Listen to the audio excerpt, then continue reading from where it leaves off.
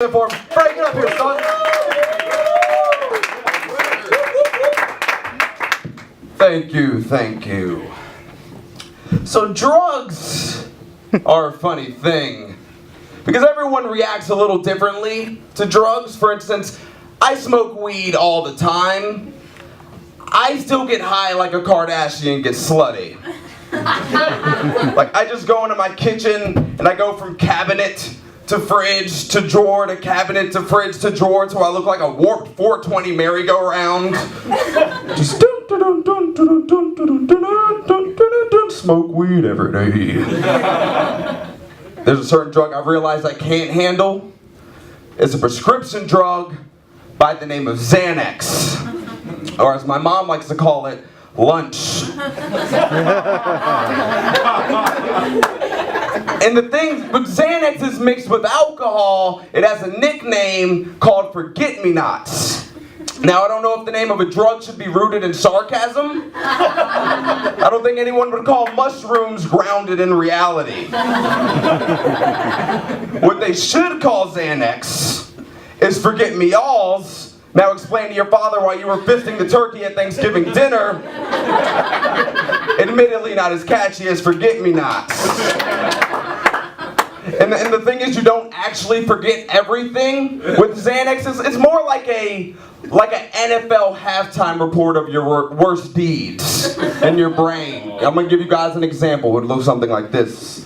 Like, dun dun dun dun dun. You called your mother a duplicitous whore. Dun dun dun dun dun. You got kicked out of Chick-fil-A for yelling, "I love fags." Dun dun dun dun dun. You shat your pants. And then the thing is, there's actually a time you're supposed to take Xanax. The time you're supposed to take Xanax is when you're prescribed Xanax. The time you're not supposed to take Xanax is at 10 in the morning on a Sunday with a beer and 3 shots of vodka, which is what I did.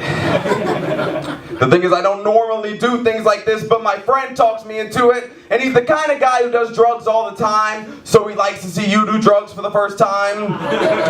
It's like when you get a new cat, and you feed it catnip, and then you laugh as it bangs its head into your tile floor. Except in this scenario, my friend Chase was the cat owner, I was the cat, and the cat's head was my dignity, going into that tile floor.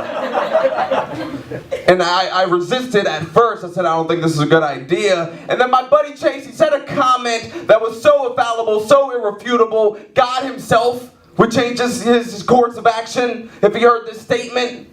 Chase said, "Don't be a pussy, bro." So I did it.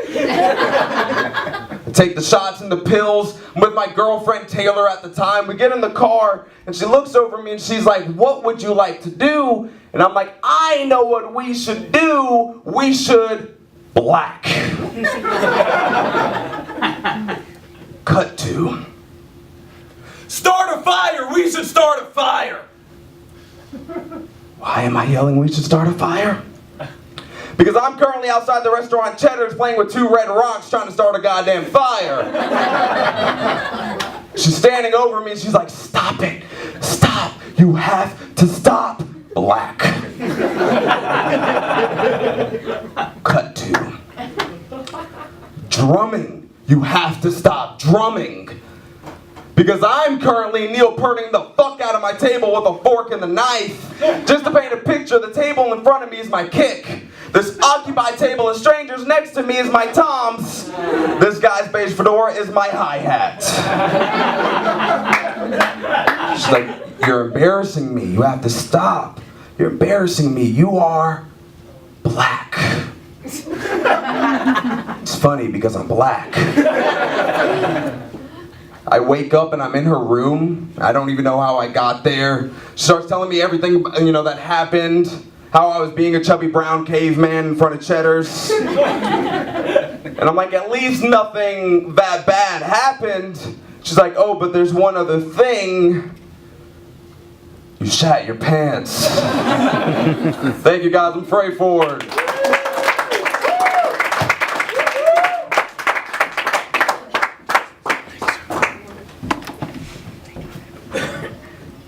Fray, you're fantastic. Keep it going for Fray, you guys. Keep it going for yourselves. You're still here.